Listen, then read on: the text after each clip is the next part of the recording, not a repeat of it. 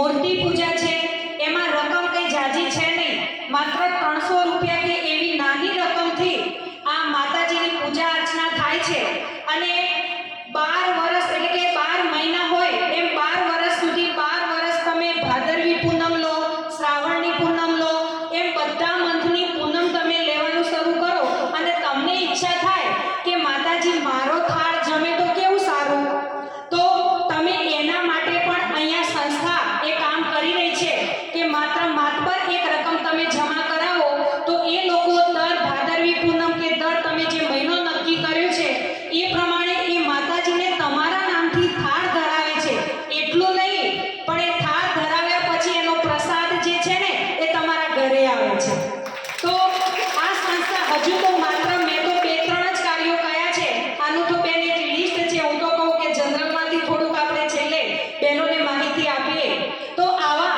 નાના નાના જે કાર્યો છે કે સંસ્થા આજે કરી રહી છે તો તમે બધા એનાથી ઘણીવાર અજાણ હોવ છો એટલે લાભ તમે લઈ શકતા નથી, તો એની અંદર પણ તમે બધા સહયોગ થઈ શકો છો અને એનો લાભ તમને બધાને મળી શકે છે। અને બીજું કે આપણા ઘરે દીકરા દીકરીનો લગ્ન પ્રસંગ હોય તો આપણે બધા ફરજિયાત મંદિરમાં માના સ્થળે આવીએ છીએ, આશીર્વાદ લઈએ છીએ। ઘરે દીકરા કે દીકરીનો જન્મ થાય એને પણ માં કુળદેવીના ચરણોમાં મૂકવા માટે તરત જ આપણે આવી જઈએ છીએ। તો આ સંસ્થા આજે એવું કામ કરી રહી છે કે પાટીદારના ઘરે ઘરે સંદેશો જાય અને એટલા માટે આ 5000 મંડળો જે બનાવ્યા છે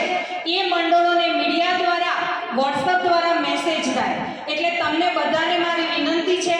કે હજુ પણ તમારા આજુબાજુના કોઈ ગામ રહી ગયા હોય, તમારું પિયર મોસાળ કે સાસરી પક્ષમાં કોઈ ગામ રહી ગયું હોય, અહીંયા હું ફોર્મ લઈને જ આવી છું, એ ફોર્મ તમારે લઈ જવાના છેલ્લે નીકળતી વખતે અને ફોર્મમાં જે વિગત આપી છે એ પૂરેપૂરી ભરી અને તમે અમારા સુધી પહોંચતા કરજો તો અમે પણ માં ઉમિયા જે સાક્ષાત ફોટા સ્વરૂપે છે પણ બેને કહ્યું તેમ કે માં સાક્ષાત તમારા ઘરે આવશે તો એવા આશીર્વાદ આપણે બધા પણ લઈએ। તો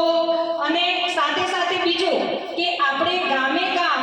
સત્સંગ મંડળ તો બનાવ્યા છે કે જ્યાં ભજન મંડળ છે પણ 25 થી 35 વર્ષની ઉંમરની જે બહેનો છે એનું એક સંગઠન પણ બનાવ્યું છે, મહિલા સંગઠન અલગ અને મહિલા સત્સંગ મંડળ અલગ।